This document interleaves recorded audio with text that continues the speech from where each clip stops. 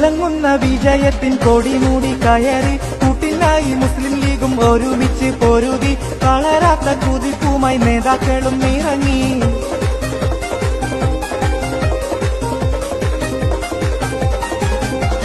തിളങ്ങുന്ന വിജയത്തിൻ കൊടിമൂടി കയറി കൂട്ടിനായി മുസ്ലിം ലീഗും ഒരുമിച്ച് പൊരുതി വളരാത്ത കുതിപ്പുമായി നേതാക്കളും ഇറങ്ങി. വർഗീയത പറഞ്ഞോരെ വലിച്ചെറിഞ്ഞേ നിലമ്പൂരിൻ ജേതാവായി ആര്യാടൻ വന്നേ.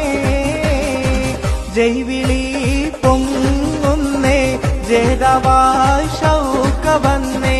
UDF സാരഥിക്ക് വോട്ടുകൾ നൽകിയോർക്ക് അഭിവാദ്യം നേർന്നിടുന്നേ.